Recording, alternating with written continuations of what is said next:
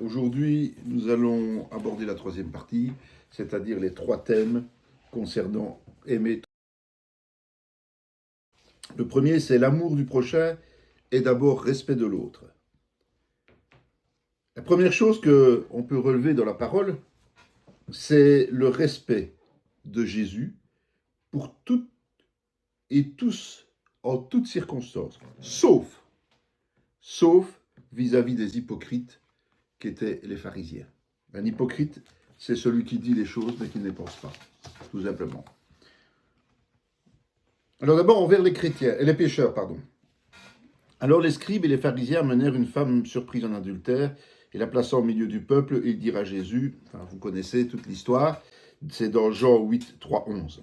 On sait que c'est un piège qui a été tendu par les pharisiens à Jésus, et Jésus s'en est tiré d'une façon extraordinaire, comme d'habitude. On aimerait avoir sa répartie, on aimerait avoir sa réaction, mais c'est pas toujours facile. Mais il a fait preuve d'une grande délicatesse. Et ce qui surprend le plus, certainement, ce n'est pas le fait qu'il n'ait pas appliqué la loi de Moïse telle qu'elle, c'est pas qu'il ait pris ses interlocuteurs en défaut, mais c'est le fait qu'il n'ait pas fait de reproche clair envers la fautive. Il aurait pu l'enguirlander, mais il a préféré l'inviter à ne plus pécher. Donc il a voulu atteindre son cœur avec respect.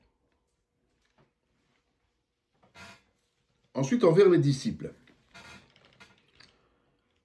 Le soir de ce jour, qui était le premier de la semaine, les portes du lieu où se trouvaient les disciples étant fermées à cause de la crainte qu'ils avaient des Juifs, Jésus vint se présenter au milieu d'eux. Donc c'est le passage de Jean 20, 19, 29, où Jésus apparaît au milieu des disciples, et par la suite, évidemment, où il va réapparaître devant Thomas, qui avait certains doutes le concernant. Et donc, on pourrait, rappelez-vous, on en a parlé dernièrement, faire une prédication bien longue et indignée sur l'incrédulité de Thomas. Je vous rappelle quand même, comme je vous l'avais expliqué, que les autres apôtres non plus n'ont pas cru les témoignages et n'ont pas tout de suite cru que Jésus était là, même s'il était présent au milieu d'eux. Donc Thomas n'a rien de moins ou de plus que les autres. Mais c'est vrai que ce Thomas a été témoin de nombreux miracles.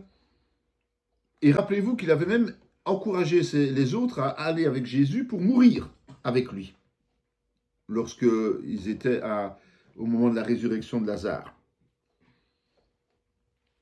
Donc Jésus aurait pu lui reprocher son incapacité et surtout d'avoir oublié qu'il leur avait enseigné cela. Mais il a agi autrement.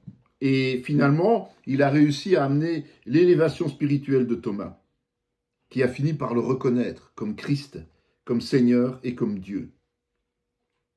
Jésus a fait preuve de patience, et c'est une preuve de respect vis-à-vis du croyant.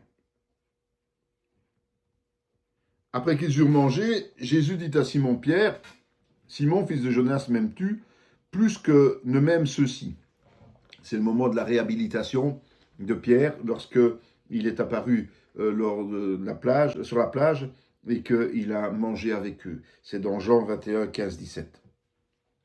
Donc, alors que Pierre l'a renié 3 fois, comme il lui avait annoncé d'ailleurs, Jésus va opter pour un dialogue progressif avec lui, pour le réintégrer. Il ne va rien lui reprocher directement. Nous, lorsque l'on a la sensation d'avoir été abandonné ou d'avoir été trahi par quelqu'un, on a plutôt tendance à juger et à punir, un peu comme si nous faisions une sorte de purgatoire au sein de nos communautés. Rappelez-vous, dans certaines communautés, la personne qui a fauté doit s'asseoir au premier rang et regarder de travers par tout le monde. C'est pas comme ça qu'on doit agir, évidemment. Dès que le morceau fut donné, Satan entra dans Judas. Jésus lui dit, « Ce que tu fais, fais-le promptement. » Mais aucun de ceux qui étaient à table ne comprit pourquoi il lui disait cela. Jean 13, 27, 28.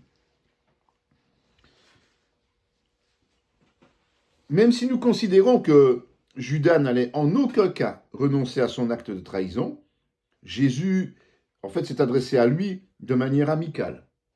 Il n'a même pas attiré l'attention des autres à ce moment-là. Et d'ailleurs, les autres apôtres n'ont rien compris de ce qui se passait, malgré le fait que Jésus leur avait expliqué préalablement.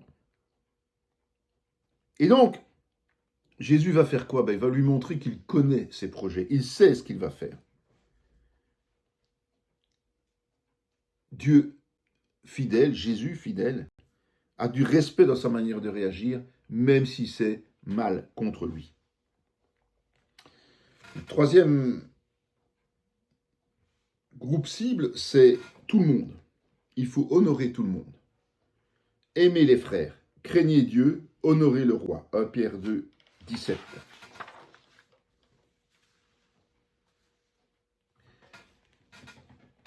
Certains hommes de Dieu ont tendance à prêcher que le serviteur des derniers temps doit être un personnage amené à dénoncer avec véhémence toutes les exactions des hommes du monde.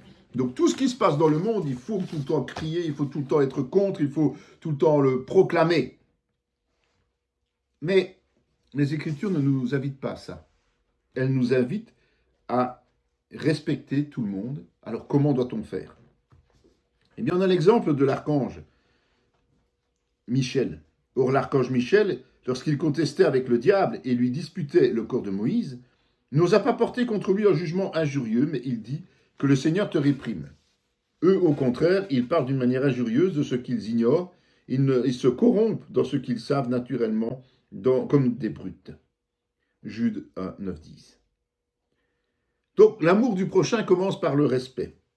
C'est fondamental, même vis-à-vis de nos pires ennemis spirituels.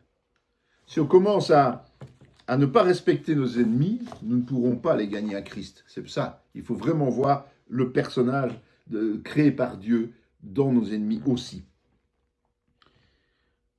Or, il ne faut pas qu'un serviteur du Seigneur ait des querelles, il doit au contraire avoir de la condescendance pour tous, être propre à enseigner, doué de patience, il doit redresser avec douceur les adversaires dans l'espérance que Dieu leur donnera la repentance pour arriver à la connaissance de la vérité, et que revenus à leur bon sens, ils se dégageront des pièges du diable qui s'est emparé d'eux pour les soumettre à sa volonté. C'est pas évident d'être affable avec tout le monde, surtout les gens du monde, évidemment. Et pourtant, être affable, ça va permettre à Dieu de traverser le cœur de ceux qui nous critiquent, de ceux qui sont nos détracteurs, pour les amener à la repentance et dégager les pièges du diable. C'est en fait une position de foi. L'amour du prochain implique que tu le respectes et que tu t'efforces de le respecter. Il faut parler aussi avec vérité à nos frères. C'est pourquoi renoncez au mensonge et que chacun de vous parle selon la vérité à son prochain, car nous sommes membres les uns des autres. Éphésiens 4, 25. Et on peut aussi prendre le passage de Matthieu 18, 15-18 qui parle de « si ton frère a péché, reprends-le ». Donc, le respect que je dois à l'autre commence par une obligation totale de vérité. Mon respect n'est jamais silence là où il ne faut pas qu'il en soit ainsi. Donc, ne pas faire remarquer à son frère qu'il est dans le péché, c'est un manque de respect, tout simplement. Qu'il ne sorte de votre bouche aucune parole mauvaise, mais s'il y a lieu, quelques bonnes paroles qui servent à l'édification et communiquent une grâce à ceux qui l'entendent. En fait, assaisonner, si on peut dire, de grâce, c'est aussi une démarche de foi. Notre comportement doit être bon afin de ne pas faire obstacle à l'œuvre de Dieu dans le cœur d'autrui. Lorsque nous nous efforçons d'agir comme ça, souvent il y a des choses merveilleuses qui se passent. Point. L'amour du prochain est proximité avec l'autre. Respecter n'induit pas nécessairement la proximité. Donc ça veut dire qu'on peut respecter l'autre, mais ne pas être proche.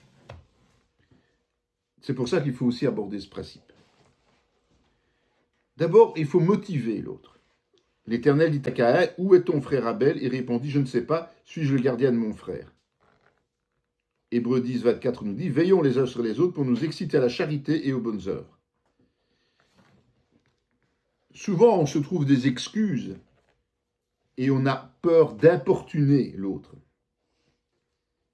Il y a évidemment des bonnes et des mauvaises manières de s'y prendre, mais si j'aime mon prochain, je dois être attentif à le motiver par l'attention que je lui porte, sans omettre d'aller au-delà selon ce qui suit, c'est-à-dire de se réjouir avec ceux qui se réjouissent, de pleurer avec ceux qui pleurent. Romains 12, 15. Il faut aussi savoir partager. Et le partage, ça ne se fait pas seulement pour les bonnes choses, mais aussi pour les mauvaises, évidemment. Béni soit Dieu, le Père de notre Seigneur Jésus-Christ, le Père des miséricordes et le Dieu de toute consolation, qui nous console dans toutes nos afflictions, afin que, par la consolation dont nous sommes l'objet de la part de Dieu, nous puissions consoler ceux qui se trouvent dans quelque affliction. Car de même que les souffrances de Christ abondent en nous, de même que notre consolation abonde par Christ. Si nous sommes affligés, c'est pour notre consolation et pour notre salut. Si nous sommes consolés, c'est pour votre consolation, qui se réalise par la patience à supporter les mêmes souffrances que nous endurons.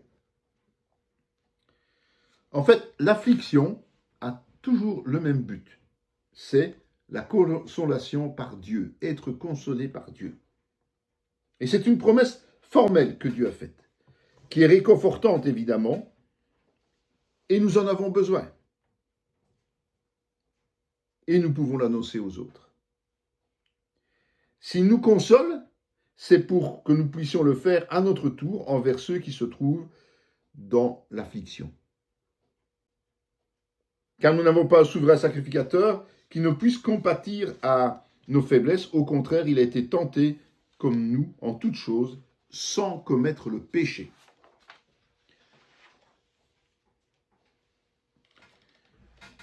La proximité, ça implique que quand l'autre traverse une affliction ou une épreuve, je ne reste pas indifférent en me contentant seulement de prier pour lui dans le secret.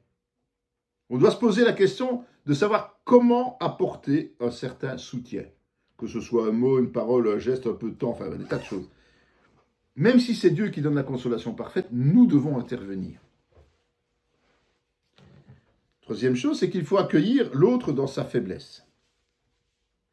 Faites accueil à celui qui est faible dans la foi et ne discutez pas sur les opinions. Romains 14, 1. Nous qui sommes forts, nous devons supporter les faiblesses de ceux qui ne le sont pas et ne pas nous complaire en nous-mêmes. Romains 15, 1. Si notre vis-à-vis est faible, Dieu attend de nous de l'accueillir et de le soutenir, plutôt que de le confronter à une exhortation vive à propos. Ça ne nous empêche pas d'être triste, de nous lamenter parce que la personne est faible, évidemment. Et ça ne nous empêche pas de prier aussi pour sa fortification. Il y a dans l'Ancien Testament l'histoire d'Élie. C'est un exemple concret de la technique de Dieu. Élie, vous savez, a vaincu de très nombreux prophètes de Baal et d'Astarté. Il a même fait revenir la pluie sur le pays, alors que c'était la sécheresse. Et pourtant, à un moment donné, suite aux annonces bien agréables de la fameuse Jézabel, il a commencé à vivre un terrible passage à vide. C'est une dépression. Il s'est enfoui à Horeb et il s'est lamenté sur son sort. Et pendant qu'il était dans cette situation, Dieu a veillé sur lui. Il a fait en sorte qu'il puisse manger et boire par l'intermédiaire d'un ange. Et il ne lui a rien reproché. Et puis c'est un murmure doux et léger qui finalement lui a redonné courage et qui l'a fait reprendre sa route, son travail, avec une aide qui s'appelait Élisée, son disciple. Nous vous en prions aussi, frères, avertissez ceux qui vivent dans le désordre, consolez ceux qui sont abattus, supportez les faibles, usez de patience envers tous. Consoler, soutenir et user de patience n'est pas compliqué à une seule condition, c'est que nous ne soyons pas indifférents et que nous ne nous laissions pas arrêter, comme on l'a dit tout à l'heure, par cette fausse pudeur de « je ne veux pas m'occuper des affaires des autres ». C'est le gros problème. Quelques mots d'encouragement, que ce soit écrit, verbal, ça fait souvent beaucoup d'effet pour ceux qui souffrent. Et puis, ça agit même mieux que les prières dans le secret. Bien que les prières dans le secret sont importantes, évidemment. Mais il ne faut pas oublier, si même on prie pour les autres, de temps en temps, savoir les encourager.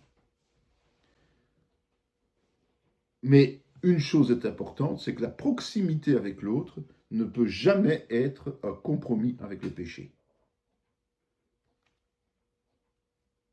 J'ai été faible avec les faibles afin de gagner les faibles. Je me suis fait tout à tous afin d'en sauver de toute manière quelques-uns. Nous avons, la plupart du temps, tendance à parler des bénédictions de Dieu. Mais ce n'est pas toujours la réalité, évidemment. Parce que la vie spirituelle, ce n'est pas seulement des réussites, mais c'est aussi des échecs. Et donc, c'est une erreur de montrer à celui qui est en échec que nous sommes forts. Parce qu'alors, il va encore se sentir plus faible. Ça ne porte jamais ses fruits. Il faut vraiment se mettre au même niveau que l'autre, finalement. Donc, comment se mettre au niveau de l'autre? Eh bien, c'est d'abord l'écouter. Il faut apprendre à écouter. Si on ne sait pas écouter, on ne sert à rien pour le Seigneur. Et puis, il faut lui montrer. Comme lui, nous avons des moments de faiblesse. Le seul qui est fort et tout-puissant, c'est le Seigneur. Point. Portez les fardeaux les uns des autres et vous accomplirez ainsi la loi de Christ. Ce verset n'est pas incompatible avec d'autres qui conseillent de nous décharger sur le Seigneur, évidemment, ou de porter notre propre fardeau. On ne peut pas supporter tous les fardeaux de nos frères et sœurs, mais ça ne nous empêche pas de faire des efforts pour les soulager dans de multiples situations. Et si nécessaire, il faut apporter une aide matérielle. Le soir étant venu, les disciples approchèrent de lui et dirent « Ce lieu est désert et l'heure est déjà avancée. Renvoie la foule afin qu'elle aille dans les villages pour s'acheter des vivres. » Jésus leur répondit « Ils n'ont pas besoin de s'en aller. Donnez-leur vous-même à manger. » Mais ils lui dirent « Nous n'avons ici que 5 pains et 2 poissons. » Le Seigneur est toujours prêt à multiplier le petit quelque chose que nous possédons si nous le mettons directement au bénéfice de ceux qui en ont besoin. Et ce n'est pas absurde ce qu'il demande. C'est de nouveau une démarche de foi. Sachez-le, celui qui sème peu moissonnera peu, et celui qui sème abondamment moissonnera abondamment. Que chacun donne comme il l'a résolu en son cœur, sans tristesse ni contrainte, car Dieu aime celui qui donne avec joie. Et Dieu peut vous combler de toutes sortes de grâces, afin que, possédant toujours en toutes choses de quoi satisfaire à tous vos besoins, vous ayez encore en abondance pour toute bonne œuvre, selon qu'il est écrit, il a fait des largesses, il a donné aux indigents, sa justice subsiste à jamais. Celui qui fournit de la semence au semeur et du pain pour sa nourriture, vous fournira et vous multipliera la semence, il augmentera les fruits de votre justice. Il faut croire à cette parole, dure comme fer. La plupart des chrétiens ont un problème, c'est que dès qu'ils commencent à être un peu serrés financièrement, ils commencent à réduire la part de Dieu. Leurs engagements, ils les oublient. Et ça, c'est une erreur fondamentale. Parce que si on reste sur nos engagements, Dieu pourvoira, Dieu donnera, Dieu apportera. Mais il faut y croire. Sinon, ça ne peut pas fonctionner. Que celui qui dérobait ne dérobe plus, mais plutôt qu'il travaille en faisant de ses mains ce qui est bien, pour avoir de quoi donner à celui qui est dans le besoin. Donc, pour le Seigneur, le travail, ce n'est pas seulement pour répondre à nos besoins, mais c'est aussi pour pourvoir et surtout à ceux des autres. Il ne faut pas oublier ça. C'est un autre style de vie que nous devons absolument adopter dans l'Église. C'est bien plus que de l'aide sociale, ça. C'est un partage des ressources. Rappelez-vous, les premiers chrétiens mettaient tout en commun. Eh bien, c'est un peu le principe que nous devons utiliser au bénéfice des autres. Alors, on l'a vu tout à l'heure, il faut aussi savoir se réjouir avec les autres. Et c'est peut-être ce qui se vit le plus difficilement dans les églises. On a peut-être tendance à être ouvert et à à réconforter ceux qui souffrent, bien qu'on est souvent indifférent malheureusement. Mais partager la joie des autres, alors là, c'est bien plus compliqué. Parce que souvent, on a au fond de nous-mêmes une petite jalousie qui est empreinte de jugement. Pourquoi est-ce que Dieu le bénit lui et pas moi? On a déjà entendu ça, hein, ce genre de choses. Pourtant, c'est pas compliqué de se réjouir avec celui qui est dans la joie. Et ça ne coûte rien. Juste d'avoir un cœur désintéressé. Voilà. Tant mieux si le Seigneur a béni cette personne. Merci Seigneur, je me réjouis avec elle. Je n'ai rien à demander et à vouloir de cela. Juste me réjouir. Alors on doit aussi aider notre prochain à marcher avec Dieu. Si nous aimons vraiment notre prochain, nous allons l'aider à marcher. Nous connaissons que nous aimons les enfants de Dieu lorsque nous aimons Dieu et que nous pratiquons les commandements. Car l'amour de Dieu consiste à garder ses commandements, et ces commandements ne sont pas pénibles. Donc, nous devons nous inscrire dans une mise en pratique des commandements de Dieu pour être les modèles des autres. Ça, c'est la première aide qu'on peut apporter. Josué dit aux Rubénites, aux Gadites et à la demi-tribu de Manassé, « Rappelez-vous ce que vous a prescrit Moïse, serviteur de l'Éternel, quand il a dit, « L'Éternel, votre Dieu, vous a accordé du repos et vous a donné ce pays. Vos femmes, vos petits-enfants et vos troupeaux resteront dans le pays que vous a donné Moïse de ce côté du Jourdain. Mais vous tous, hommes vaillants, vous passerez en armes devant vos frères et vous les aiderez, jusqu'à ce que l'Éternel ait accordé du repos à vos frères comme à vous, et qu'ils soient aussi en possession du pays que l'Éternel votre Dieu leur donne. Puis vous reviendrez prendre possession du pays qui est votre propriété et que vous a donné Moïse, serviteur de l'Éternel, de ce côté-ci du Jourdain, vers le soleil levant. » Ils répondirent à Josué en disant, « Nous ferons tout ce que tu nous as ordonné, et nous irons partout où tu nous enverras. » Quand on acquiert de la maturité spirituelle, ce n'est pas pour se reposer et laisser la charge à d'autres. Au contraire, autant que nécessaire, nous allons les accompagner, voire les précéder pour les délester d'une partie des conséquences des combats, sans toutefois les empêcher d'emmagasiner à leur tour leur propre expérience, ce qui est logique. Faites en tout temps par l'Esprit toutes sortes de prières et de supplications, veillez à cela avec une entière persévérance et priez pour tous les saints. Éphésiens 6, 18. Quand notre prochain a besoin d'aide, nous devons nous présenter devant le trône de la grâce du Seigneur et prier. C'est si évident et si rarement fait. Il faut aussi reprendre celui qui dévie. Tu ne haïras point ton frère dans ton cœur, tu auras soin de reprendre ton prochain, mais tu ne te chargeras point d'un péché à cause de lui. Donc, reprendre l'autre, c'est une nécessité selon Dieu, même si c'est mal accueilli. Parce que ignorer la situation de l'autre, faire semblant de rien, c'est se charger d'un péché. Quand je dirai au méchant, tu mourras, si tu n'avertis pas, si tu ne parles pas pour détourner le méchant de sa mauvaise voie et pour lui sauver la vie, ce méchant mourra dans son iniquité et je te redemanderai son sang. Mais si tu avertis le méchant et qu'il ne se détourne pas de sa méchanceté et de sa mauvaise voie, il mourra dans son iniquité et toi, tu sauveras ton âme. Si un juste se détourne de sa justice et fait ce qui est mal, je mettrai un piège devant lui et il mourra, parce que tu ne l'as pas averti. Il mourra dans ce péché. On ne parlera plus de la justice qu'il a pratiquée, et je te redemanderai son sang. Mais si tu avertis le juste de ne pas pécher, et qu'il ne pêche pas, il vivra, parce qu'il s'est laissé avertir, et toi, tu sauveras ton âme.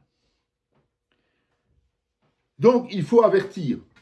Mais il ne faut pas culpabiliser si la personne refuse d'écouter. À partir du moment où nous avons averti, c'est seul le pécheur qui est responsable de son sort. Point. Nous n'avons aucune responsabilité si nous avertissons. Frère, si un homme vient être surpris en quelque faute, vous qui êtes spirituel, redressez-le avec un esprit de douceur. Prends garde à toi-même de peur que tu ne sois aussi tenté. En fait, redresser avec douceur, c'est pas parler tout doucement. Redresser avec douceur, c'est éviter de juger en l'avertissant. Celui qui a l'autorité spirituelle pour redresser l'autre va veiller à ce que l'orgueil ne va pas lui-même l'amener à la chute. Et donc douceur et humilité sont les maîtres mots pour pouvoir être sûr de ce que l'on fait. Mais exhortez-vous les autres chaque jour, aussi longtemps qu'on peut dire aujourd'hui, afin qu'aucun de vous ne s'endurcisse par la séduction du péché. Donc exhorter, ce n'est pas réprimander, mais c'est un élément complémentaire et préventif. Donc l'exhorter, c'est l'encouragement à ne pas faire, tandis que réprimander, c'est reprendre parce qu'on a fait. C'est pas la même chose. En fait, il faut rappeler constamment la vérité. Et il faut encourager l'autre à demeurer ferme pour éviter la chute. Avant tout, ayez les uns pour les autres une ardente charité, car la charité couvre une multitude de péchés. 1 Pierre 4,8. Évidemment, tout le monde a des défauts. Ça, c'est inévitable. Et ça, on ne pourra rien changer. Donc, il ne faut pas s'y arrêter. Il faut passer au-dessus, mais pas nous compromettre. Ça, c'est très important, évidemment.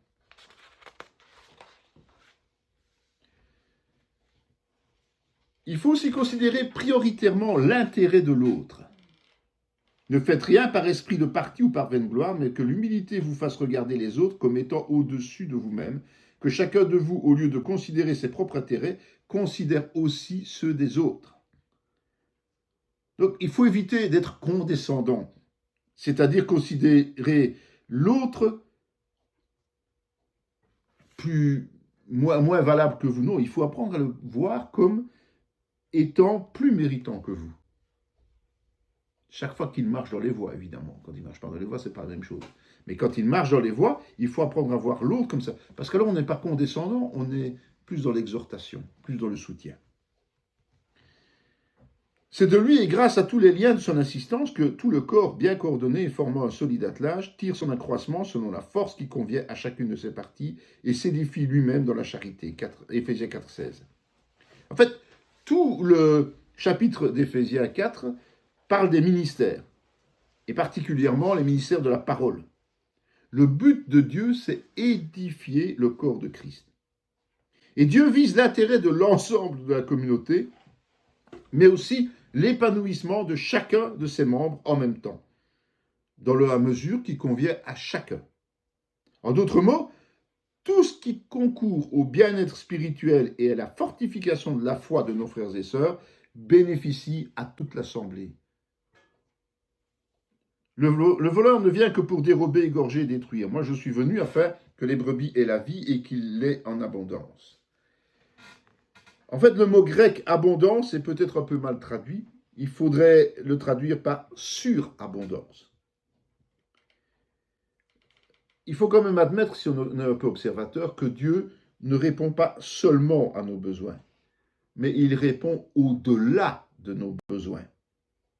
Et il y a une condition pour cela, évidemment, c'est d'aimer notre prochain et de veiller sur les intérêts des autres. Et donc, pour conclure ce deuxième point, il y a 3 mots qu'il faut définir. La bienveillance. La bienveillance, c'est être bien disposé envers un autre. Il faut avoir une appréhension positive.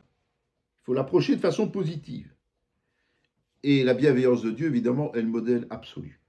La compassion. La compassion, c'est partager le ressenti de l'autre. Donc, il faut se mettre à sa place quelque part.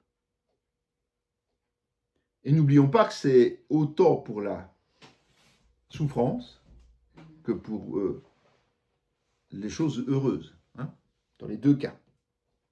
Et un danger nous guette, c'est qu'on s'habitue trop facilement aux souffrances des autres au point de ne plus être sensible. Or, Dieu veut que nous soyons sensibles à la souffrance des autres. Et puis le 3e point, c'est la miséricorde. La miséricorde, c'est de garder un cœur toujours sensible aux misères, souffrances et difficultés des autres. Donc, Dieu attend de notre part que nous ayons de la miséricorde envers notre prochain. Le 3e point, c'est que l'amour du prochain, c'est aussi gérer les conflits. Les conflits englobent de multiples situations qui vont de simples divergences jusqu'aux maltraitances parfois. Il ne faut jamais céder à l'esprit de vengeance. Même s'il y a un accident, tu donneras vie pour vie, œil pour œil, dent pour dent, main pour main, pied pour pied, brûlure pour brûlure, blessure pour blessure, meurtrissure pour meurtrissure. En fait, cette règle, il ne faut pas la comprendre comme un principe de vengeance. Mais quand Dieu a sorti ça, à cette période, c'était pour limiter la réaction excessive à la gravité de quelque chose qui nous touchait, d'un mal qui nous touchait. Mais dans la Nouvelle Alliance, je vous le rappelle, toute idée de vengeance est exclue. Bénissez ceux qui vous persécutent, bénissez et ne maudissez pas. Réjouissez-vous avec ceux qui se réjouissent, pleurez avec ceux qui pleurent. Ayez les mêmes sentiments les uns envers les autres. N'aspirez pas à ce qui est élevé, mais laissez-vous attirer par ce qui est humble. Ne soyez point sages à vos propres yeux. Ne rendez à personne le mal pour le mal. Recherchez ce qui est bien devant tous les hommes. S'il est possible, autant que cela dépend de vous, soyez en paix avec tous les hommes. Ne vous vengez point vous-même, bien-aimés, mais laissez agir la colère. Car il est écrit, à moi la vengeance, à moi la rétribution, dit le Seigneur. Mais si ton ennemi a faim, donne-lui à manger. S'il a soif, donne-lui à boire. Car en agissant ainsi, ce sont des charbons ardents que tu amasseras sur sa tête. Ne te laisse pas vaincre par le mal, mais surmonte le mal par le bien. Rendre le bien pour le mal. C'est pas simple, évidemment, à mettre en pratique, parce que nous sommes tous des êtres sensibles dans la chair. Et notre vieille nature a souvent tendance à remonter à la surface dans ces situations-là. Donc, ce que Dieu veut, c'est que nous nous attachions à ceux qui nous veulent du mal, en priant pour eux, en les bénissant et même en subvenant à leurs besoins essentiels si nécessaire, plutôt que de les éviter et les fuir. Et ça, c'est possible uniquement d'une seule manière, par la grâce de Dieu. Il faut aussi être en paix avec tous, si cela dépend de nous. Le verset 18 du passage précédent, donc on a vu, dit explicitement que si cela dépend de nous, nous devons vivre en paix avec les hommes. C'est pas évident d'agir comme ça avec ceux qui cherchent tout le temps des querelles, évidemment. Dieu ne nous demande pas de culpabiliser de nouveau en cas d'échec, mais de faire tout ce qui est en notre pouvoir pour expliquer notre point de vue, pas pour nous justifier, juste expliquer notre point de vue et vivre en paix. Et si l'interlocuteur refuse, c'est son problème. Ce n'est plus l'autre. À chaque fois, c'est comme ça. Le point suivant, c'est qu'il faut juger, il ne faut pas juger, il faut pardonner. Ne jugez point, vous ne serez point jugé. Ne condamnez point, et vous ne serez point condamné. Absolvez, vous serez absous. Donnez, et il vous sera donné. On versera dans votre sein une bonne mesure serrée, secouée et qui déborde, car on vous mesurera avec la mesure dont vous vous serez servi.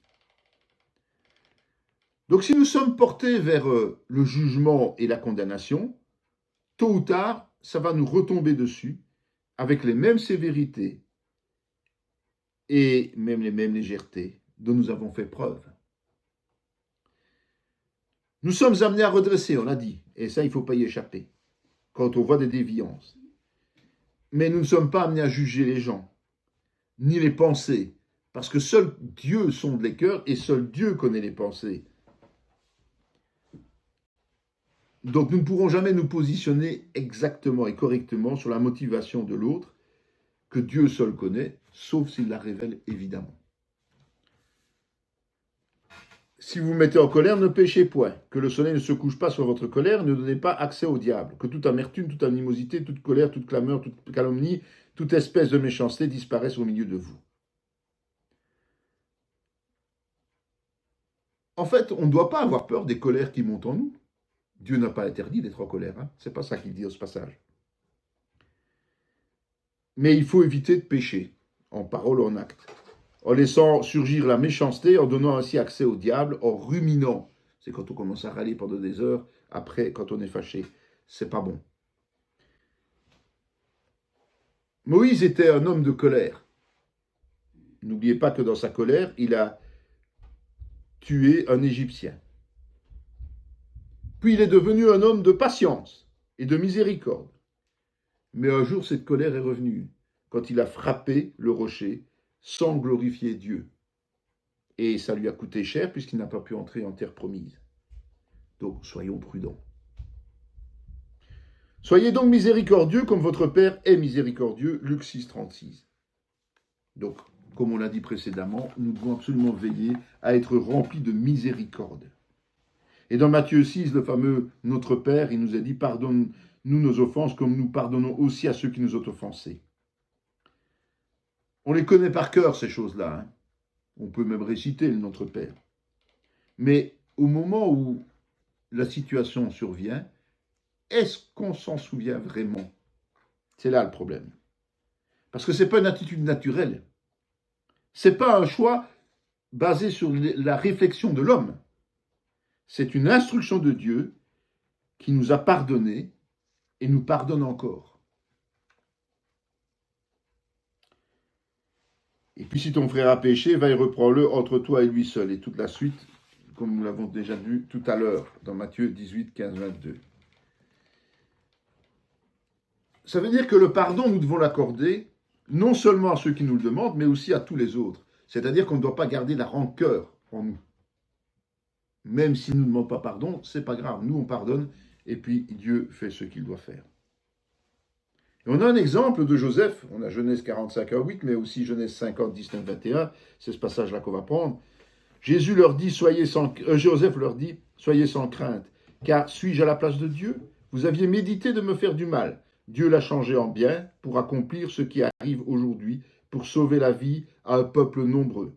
Soyez donc sans crainte, je vous entretiendrai, vous et vos enfants. Et il les consola en parlant à leur cœur. L'histoire de Joseph et de ses frères est quand même très criante. Quand ils se rencontrent pour la dernière fois, avant qu'ils ne s'installent, eh bien, il va leur pardonner. Parce qu'il estime qu'il n'a pas à les juger, puisqu'il n'est pas Dieu. Et que Dieu a transformé les malédictions qui sont tombées sur lui, et qui étaient dures à assumer, en bénédictions, puisqu'il est devenu tout-puissant. On doit veiller à ce qu'il n'y ait pas de rancœur dans nos communautés. Parce que c'est souvent basé sur des choses bien lointaines.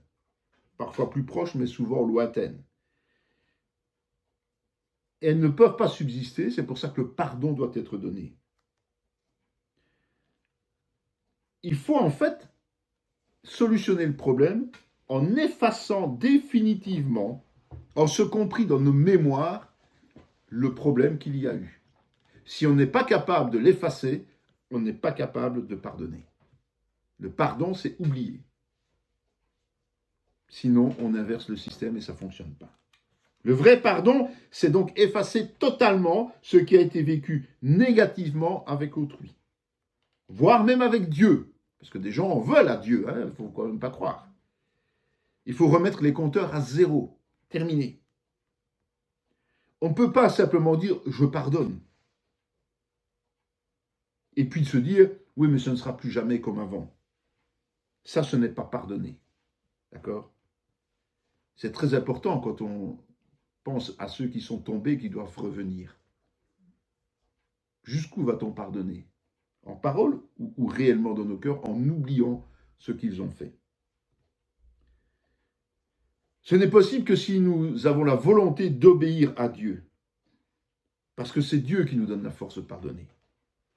Donc il faut lui demander. Parce que c'est très difficile d'effacer les offenses contre nous. Du reste, ce qu'on demande à des dispensateurs, c'est que chacun soit trouvé fidèle. Pour moi, il m'importe fort peu d'être jugé par vous ou par un tribunal humain. Je ne me juge pas non plus moi-même, car je ne me sens coupable de rien. Mais ce n'est pas pour cela que je suis justifié. Celui qui me juge, c'est le Seigneur. C'est pourquoi ne jugez de rien avant le temps, jusqu'à ce que vienne le Seigneur, qui mettra en lumière ce qui est caché dans les ténèbres, et qui manifestera les desseins des cœurs. Alors chacun recevra de Dieu la louange qui lui sera due. Donc dans un conflit, rien ne nous empêche de redoubler d'efforts pour essayer de nous faire comprendre et faire accepter que nous pouvons avoir un point de vue différent de quelqu'un d'autre. Mais nous devons tout relativiser et nous devons prendre du recul. Parce que ce qui compte, c'est ce que Dieu pense de notre comportement, tout simplement. S'il aperçoit des choses à rectifier à un moment souvent inattendu, il nous interpellera pour les régler. On l'a vu tout à l'heure, faites accueil à celui qui est faible dans la foi, ne discutez pas les opinions. Ne nous jugeons donc plus les uns les autres, mais pensez plutôt à ne rien faire qui soit pour votre frère une pierre d'achoppement, une occasion de chute. Ainsi donc, recherchons ce qui contribue à la paix et à l'édification mutuelle. On ne doit pas s'accrocher à tout prix à nos convictions, même si nous avons raison. La préoccupation principale, c'est de donner à toute chose un éclairage supérieur, c'est-à-dire de ne pas être une pierre d'achoppement pour l'autre et de rechercher la paix et l'édification. Nous sommes toujours gagnants, avec et au travers de Dieu. Lequel d'entre vous est sage et intelligent? Qu'il montre ses œuvres par une bonne conduite avec la douceur de la sagesse. Mais si vous avez dans votre cœur un zèle amer et un esprit de dispute, ne vous glorifiez pas et ne mentez pas contre la vérité. Cette sagesse n'est point celle qui vient d'en haut, mais elle est terrestre, charnelle, diabolique. Car là où il y a un zèle amer et un esprit de dispute, il y a du désordre et toutes sortes de mauvaises actions. La sagesse d'en haut est premièrement pure, ensuite pacifique, modérée, conciliante, pleine de miséricorde et de bons fruits, exemple de duplicité et d'hypocrisie.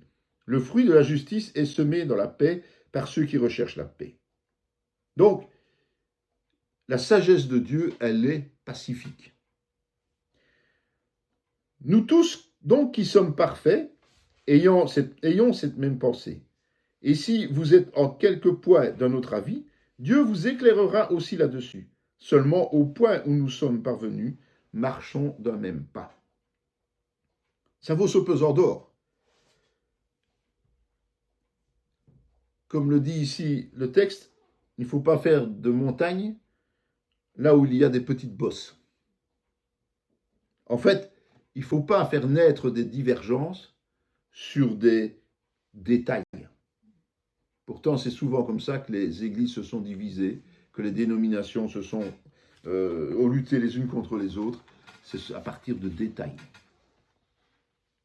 Et puis, il faut régler les conflits en priorité.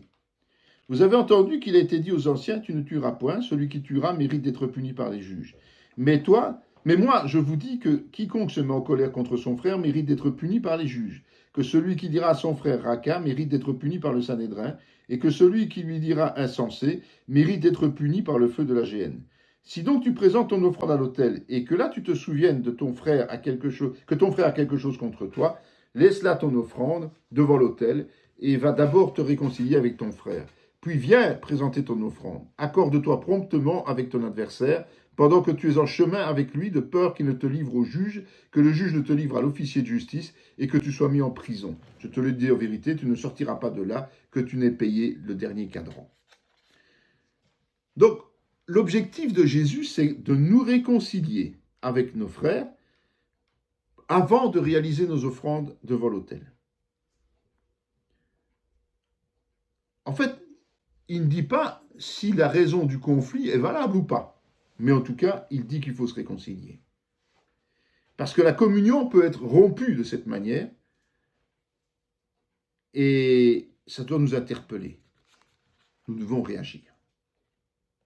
C'est pas facile à mettre en œuvre de nouveau. Mais Dieu veut que ce soit une priorité. Même si ça n'aboutit pas, nous devons faire l'acte, l'action.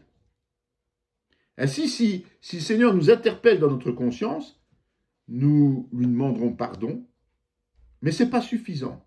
Il faut aussi faire la démarche envers notre frère que nous avons blessé. Et si c'est ce dernier qui a tort, nous sommes quand même obligés et invités de proposer la réconciliation, même s'il n'y a pas de demande de pardon. Cette vidéo fait partie intégrante de la formation en théologie pratique dispensés par la mission de théologie Emmanuel de Paracou, Bénin, sous l'autorité académique du Centre chrétien Emmanuel SBL, Spa, Belgique. Pour mieux connaître nos activités, voici nos différentes adresses.